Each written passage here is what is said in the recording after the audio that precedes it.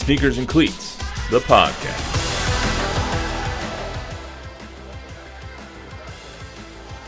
Hold on, let's start that again. It's welcome back to the Sneakers and Cleats podcast. It is Monday, August 12th. Obviously a Monday because I'm not even hitting the volume over here. So I'm just curious at this mic. You can fix the mic.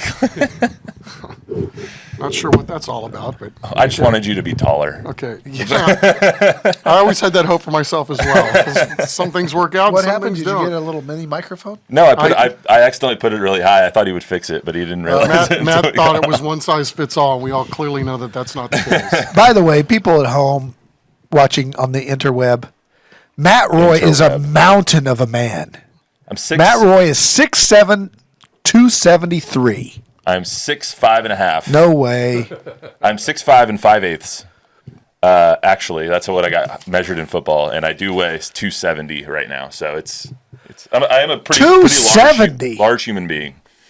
Dropping weight. We're back in the gym now, getting after it. Good. So, you could start at like tackle at Texas State, maybe. I mean, 270. You look at a lot of those FCS programs. I don't know if you can get on the field at a lot of high schools around here. That's true. Tight end, maybe. Tight end. Center. My shoulder wouldn't put up with even one snap of football anymore. I'm not as good as I once was. 6'7", 270. Yeah. When's the last time you dunked a basketball? What'd you say? When's the last time you dunked a basketball? Every year. I make sure. I'm just like Chase Shannon. I make sure I can dunk every year. You can't dunk right now. I can totally dunk right now. 100%.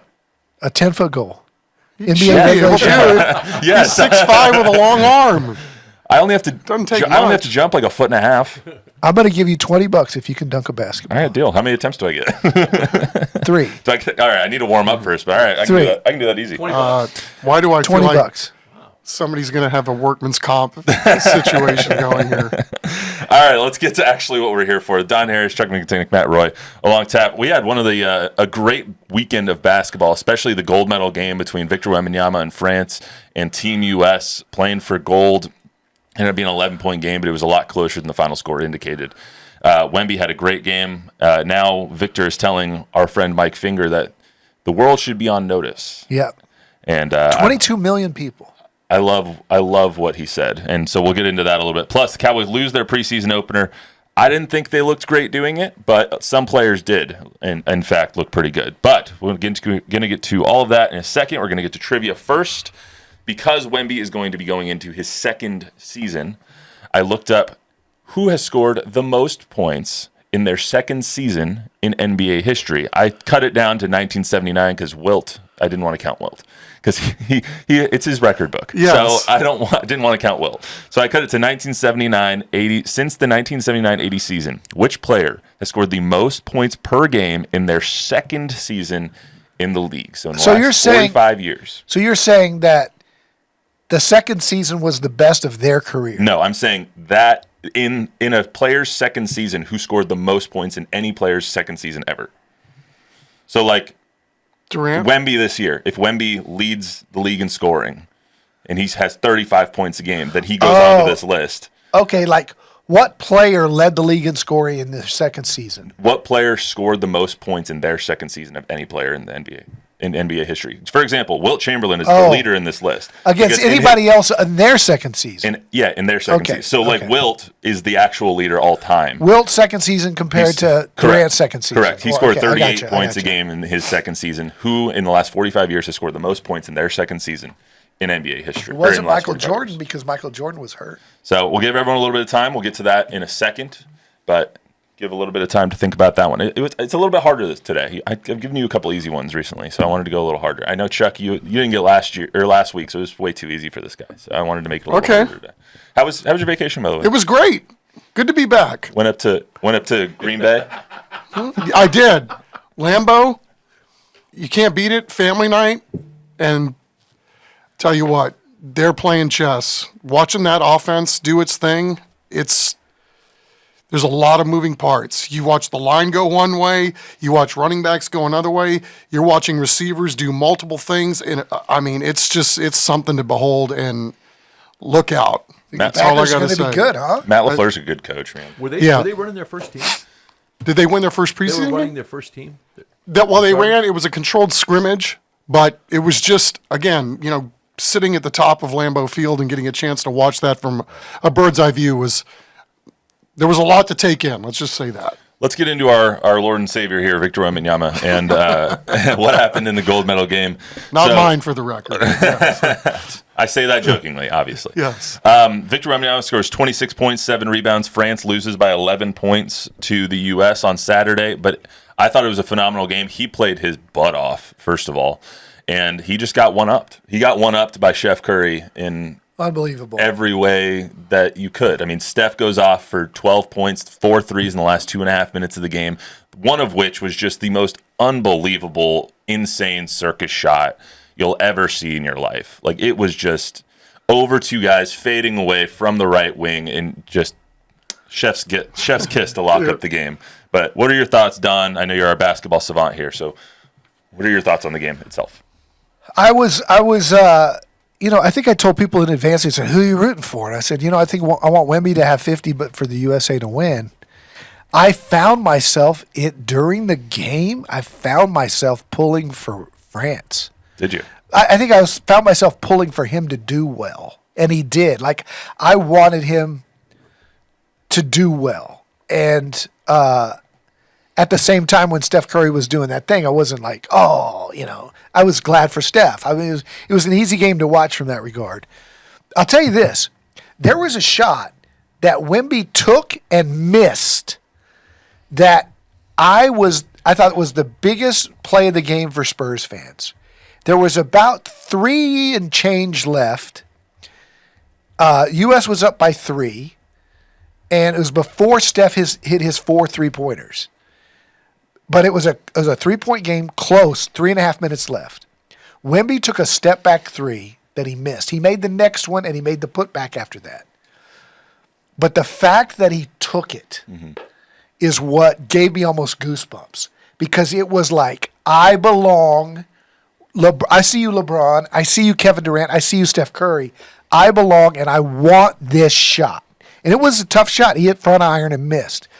But the fact that he took another 3 after that and made it, and the fact that he did the putback, I thought for Spurs fans, it was one of those, we got a guy that's got the cojones for the moment, even though it was Steph's moment. Check, how big do you think it is for Victor to be on the same court with all the legends of our game today, and the legends of the last 20 years? I mean, Steph, LeBron, KD, you see these guys, and it's who have carried the torch for the NBA in the last 20 years.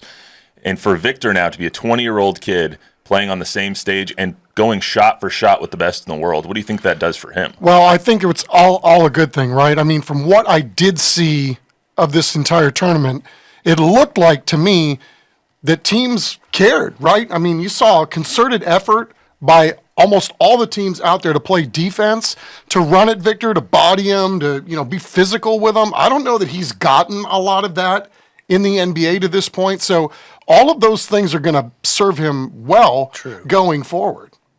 Yeah, he was tougher than I thought. And you can see his growth strength-wise and what he had to face because, I mean, they're not playing around. They know who have to stop. That's right. And that was his best offensive game of the Olympics. Yeah. I mean, by far. As far as Steph goes, I don't know what else can be said about Steph. He just went completely unconscious. I just kept saying he went dummy mode. Like, he went absolutely crazy in the last 2.5 minutes and really the last 2 games to keep them in this tournament. Without Steph on that team, they do not win the gold medal. Yeah. And he put his signature Olympic moment, winning his first gold medal, and now he can go off into the sunset and probably never play in the Olympics again because the Avengers needed their Captain America. Right. And Steph Curry, I don't care about Captain L'America. This was Steph America, okay? In that regard, I had this thought in that Steph's probably past championship mode because they sold off Klay Thompson, and it looks like their window is over at Golden State. And for him to have one more moment, it's not going to happen in the finals, but he's got 4 rings, and he's done those kind of crazy great things in All-Star games and in finals games and in big-time playoff games.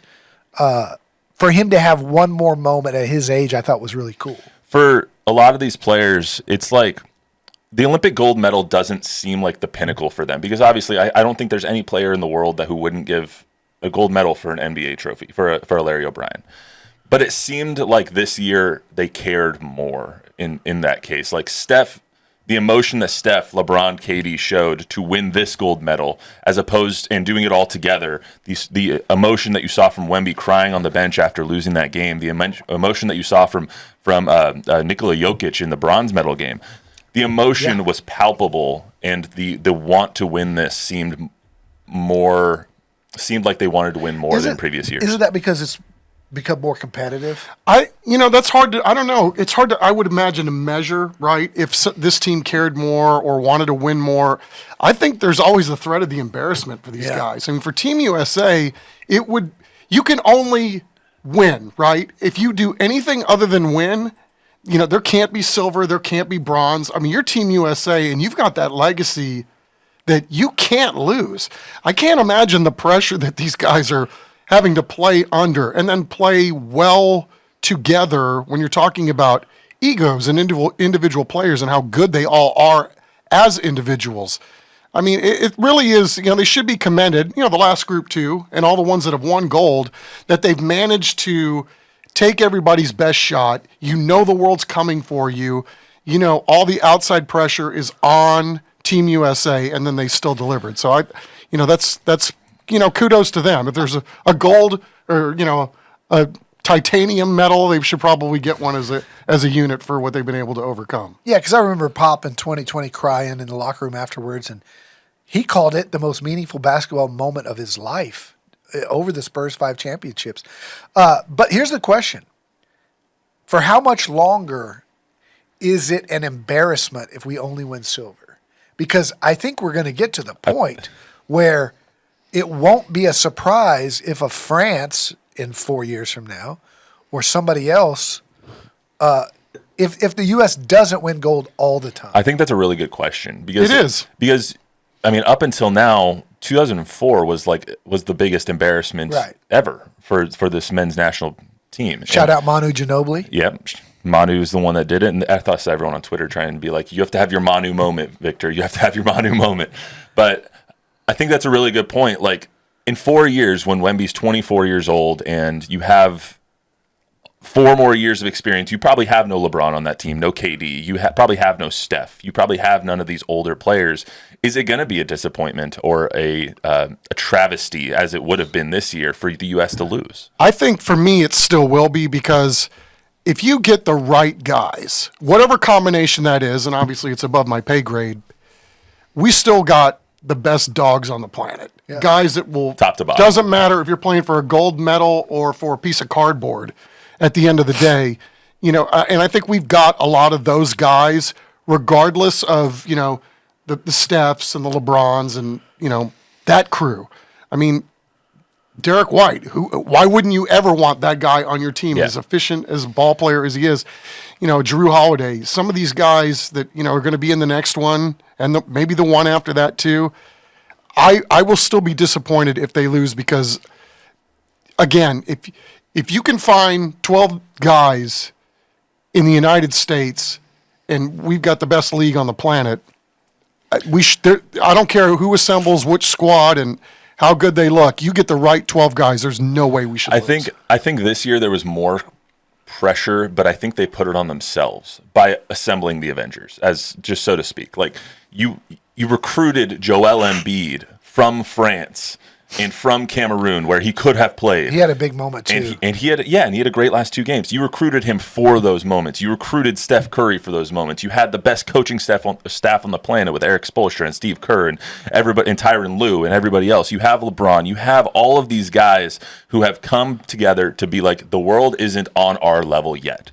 And yet we were this close to the world showing them that we are on your level. I think there's and this has been the case in basketball. If you just take the NBA, there have been times, Tim Duncan in '99, LeBron James when he beat Golden State, where the greatest player in the game, Michael Jordan, although he had Pippen, he really didn't have much else.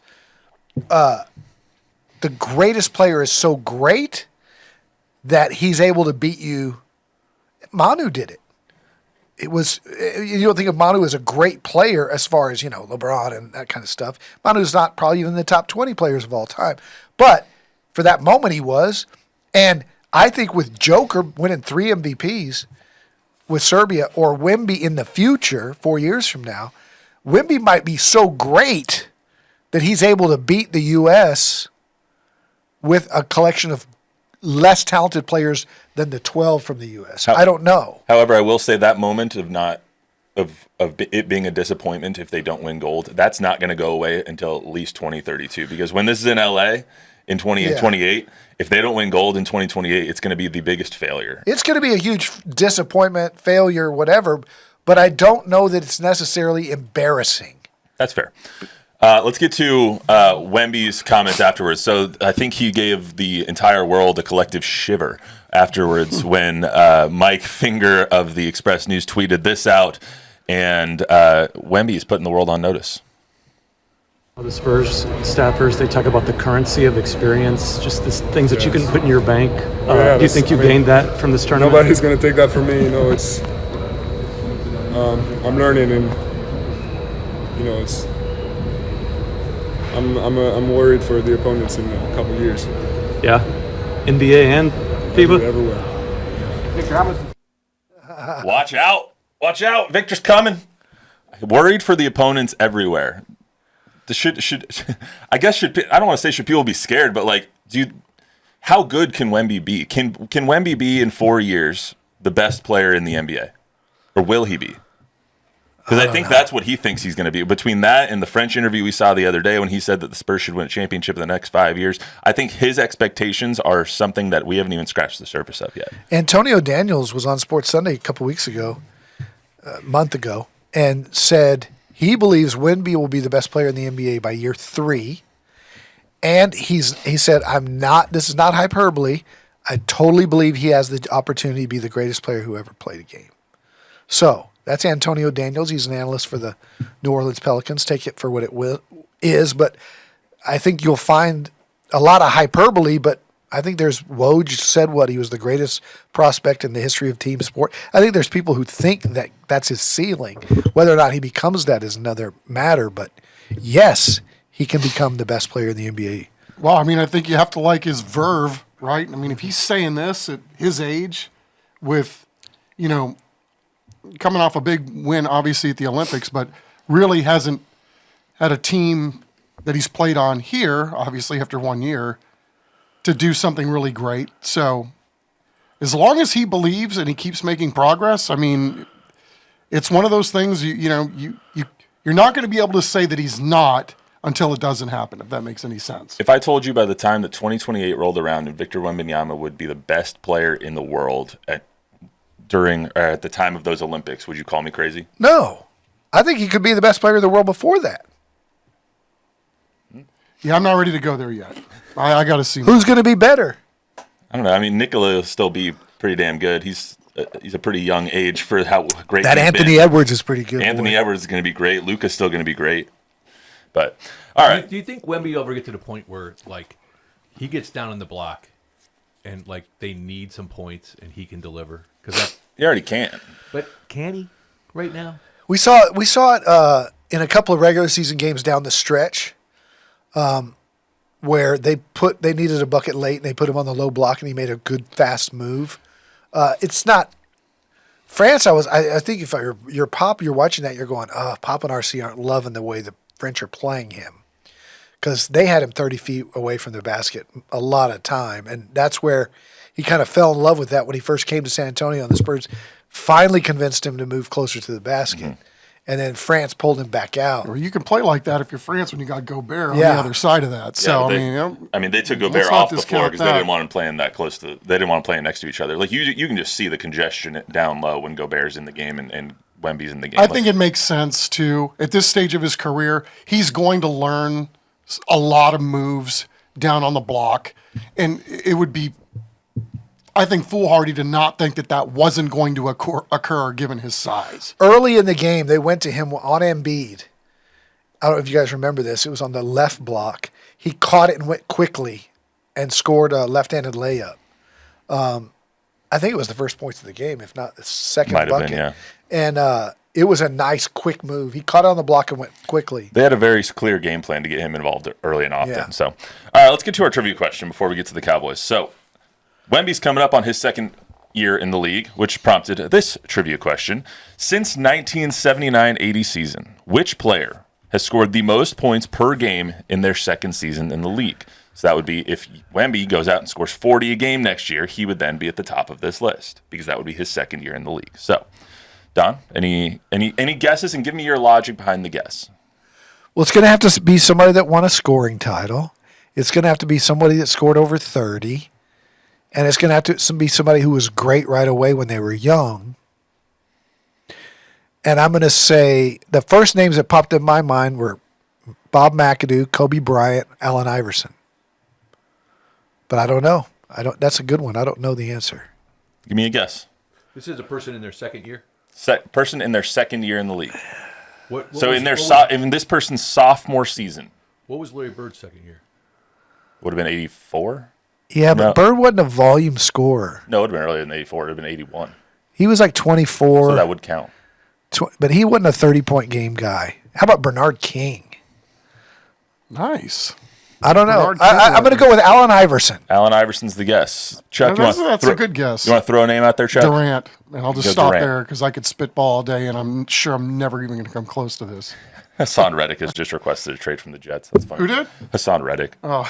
Because he didn't get his contract, even though they just acquired him from the Eagles. Anyway, Bob, you got a guess? I always guess Bingo Smith. The answer is none of those. Okay. 2019-20 season. Trey Young scored 29.6 points in his second season in the league. That makes Never sense. would have guessed that. That makes sense because the league's gotten to be where you can't guard anybody anymore. And then after that, second on this list since in the last 45 years was 93-94. Have a guess for who that could be, 93-94? Shaq. 93-94 season, his second year in the league. He scored 29.3. Same season as Trey Young, Luka scored 28.5. And then LeBron in 04-05, LeBron went 27.2. Zion in 2020-21 season, he goes for 27. The furthest name back on this list is Kelly Tripucka, 26.5. From Chuck. Notre Dame. There you go. In the 82-83 season. And then Vince Carter in 99-2000 season scored 25.5 for the Toronto Raptors. So finally stumped you. You got me. I had to bring in a tough one today, so sorry. Kelly But anyway, Tripucca. Think of the names that you thought you weren't going to hear today. Kelly When Tripucca. Kelly Tripucca's name would hit the list. Yeah. Wristbands, man. And the curly hair, man. He had the full wristbands. Hey, that was sneaky Matt Roy today, all right? Yeah, we that got was. you guys. Let's go to the Cowboys preseason game. So the Rams defeat the Cowboys 13-12. The score really doesn't matter, even though, Stetson Bennett scored that touchdown on 4th and goal with 4 seconds left, right? How about that throw, though? After a series of bad ones by that quarterback by the Rams, that was as funky, a little sidearm, I don't know what you call it, but it was a hell of a throw to win a ball game. Yeah, and obviously the Rams played their third-string quarterback. No Matt Stafford, no Jimmy Garoppolo, so it is for what it is. But the good, the bad, the ugly when it comes to the Cowboys. For me, I thought the good was there was a lot of good in the game, even though it wasn't the most clean game in the world. DeMarvion overshone Mozzie Smith showed me something yesterday, though. And we've been talking about DeMarvion since last year, and we thought he was going to play a significant role last year, and then he tore his ACL, and now he's back with a vengeance. He had that tackle for a loss in the first quarter. He was flying all over the field. Number 13 is all over. Love that guy. Got a great motor, proven it. I think Cowboy fans should be encouraged by the Zimmer addition because they got 4 interceptions, which means the guys are put in the right place. And I think Bell had one of those interceptions. Mm-hmm. He also had 9 tackles. I think he played well. Is it Proper, the receiver? Isn't it Cropper? Cropper. Yeah. I think he was as good as anybody on the offense, which wasn't great. I want to be impressed by Trey Lance because I'm in that. We're going to get to Trey in a second. I'm in that camp that maybe they should move on from Dak. I don't know about that now. We can talk about Trey in a second. Chuck, what'd you like? What was the good for you yesterday? I thought 88 for the Rams was pretty damn good. Jordan Whittington. He was all over the field. Yeah, 7 catches, 60-something yards. Elite hair, too. He does, no question. Cuero Gobbler. I think the fascinating thing about him was, why did he go so late in the draft? Because, he moves different than most guys. And I guess it's a matter just for him. staying healthy. But, I'm still trying to get a read on what I kind of value in terms of watching what Trey Lance did in the game yesterday. 25 of 41, right, or something like that, throwing it. Like, that's not horrible.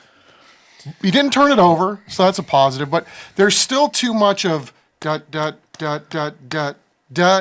of ...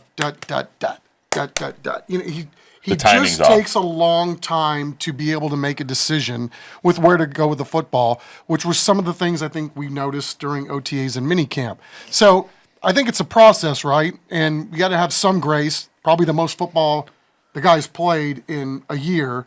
So there were some moments that he had where he looked okay. There were some other moments where you're going, okay, this is still very much a work in progress. And I think for Cowboy fans, this is also, hopefully your epiphany that the guy that you got back there is pretty damn good. Yeah. As And insignificant. you don't want to have anything happen to him. As insignificant as the score is in a preseason game, the Cowboys should have won this game because Trey Lance overthrew 3 touchdowns.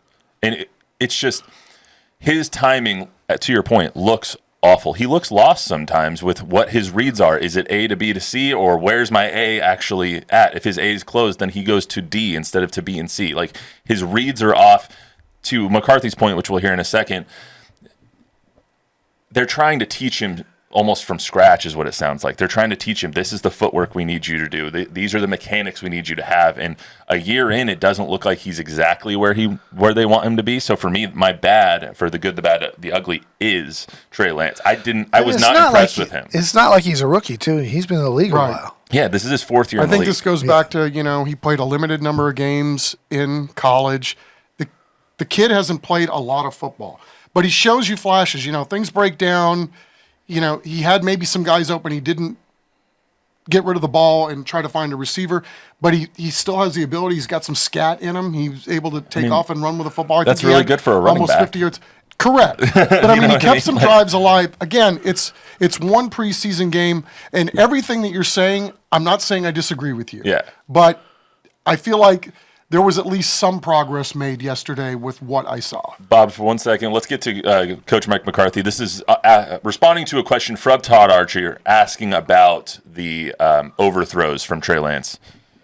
Yeah, I mean, it's I think these are things that we need to work on, and frankly, I probably went more drop back than I may normally in that type of game. So, but yeah, I'm trying to get as much as I can with him. We want to see him run the offense and at a high level. And yeah, but the footwork and some of the things we're asking him to do conceptually, they're new. So we need work. We just need as much time as we can. I know I said it every time I talk about him, but he's making good progress. He's definitely wired the right way. He's a great athlete. We just have a lot of work to do. Definitely have a lot of work to do. I mean, like I said, I personally am of the belief that Trey Lance will never be a starting NFL quarterback. I don't know if I've seen enough to make him a top 16 backup quarterback, though, to this point. Like, we just haven't seen enough good from him to warrant any talk that he can take over as a starting quarterback for somebody. That's fair.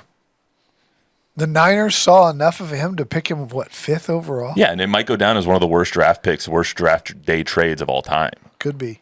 I mean, immediately, and Kyle Shanahan has said this on the record, like, immediately when they all got into camp, he went over to John Lynch and was like, our third guy might be our best quarterback. Talking about Brock Purdy. And that's with Pundy. Yes. And that's with Trey Lance there. And I think that was with Jimmy G there as well. Like, he knew right away that Trey Lance did not have it. Right. And yet the Cowboys give up a 4th-round pick for him.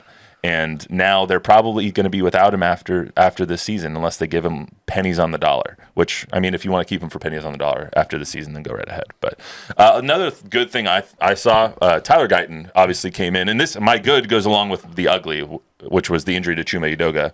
Obviously, you don't want to see injuries in the game. Don't know if Chuma Edoga is going to be injured for a while, the severity of that injury yet, really. But Tyler Guyton filling in at left tackle, I think they found their left tackle of the future. I really do. He's a big, strong man. And if he's been dominating Parsons in camp. Yeah, I mean, he's been extremely impressive. And I think he didn't start because he was coming off that virus from last week. He sat out a couple days of practice. He was sick. But get that guy, barring health, he's going to be a really good left tackle in this league. Likeable kid, too. Zach set him down. That was fun. Texas kid. Loves Manu Ginobili. What'd you think? Yeah, I mean, everything that the reports are, and, you know, when you have a guy like Tyler Smith saying he's further along than I was, and we all know how far along Tyler Smith was when he stepped on the playing field. So, I mean, looks like they hit a home run with that one for sure. Yeah, I don't want to disparage like preseason games because I saw Cooper Beebe's family, all those tweets yesterday about their mom and dad in the jersey and tweeting out when their son gets into the game, like the family aspect of all of these kids finally getting to suit up in a Cowboy uniform for the first time under the big lights. And that was awesome. But like, I don't know how good Cooper's going to be a center. Brock Hoffman played pretty well. The offensive line is going to be a huge question mark this entire season. They have a series of them, right? There's a lot of boxes that are going to need answers one way or the other. And, you know, I think we talked about this a couple weeks ago. The Texans were in a similar boat last year with a ton of question marks, and they checked almost every one of them off as the season went along. And I don't know, it'll be fascinating to see because I have a feeling we're not going to see a lot of what the Cowboys are until week 1. Yeah. True. And I think this season might come down to health. Because if you lose Chuma Edoga and you put Tyler Guyton in there, okay, well now you don't have that swing tackle anywhere with Chuma Edoga out. I mean, if you lose DeMarvion Overshown, who's going to fill in there? Like, they don't have a lot of depth to this team. So they're very top-heavy, and they need these rookies to step up. But if any of them get hurt, I don't know who's going to fill in for them on the back end. It's gonna come down to who's healthy and who's not. Cooper Rush is your man. God. I continue to come back to the point that they do not have a quarterback on the depth chart with a longer than 1 year contract right now. Like, every single quarterback on their depth chart is or a head coach, or head coach, or defensive coordinator. Right. This is it. Yeah. So all in. Bob, anything? Certainly I was all just in. curious how the Broncos looked. Did they anything? Oh, thank you so much for Did asking. anything pop in that game? I haven't said the words Bo Nix in 31 minutes now.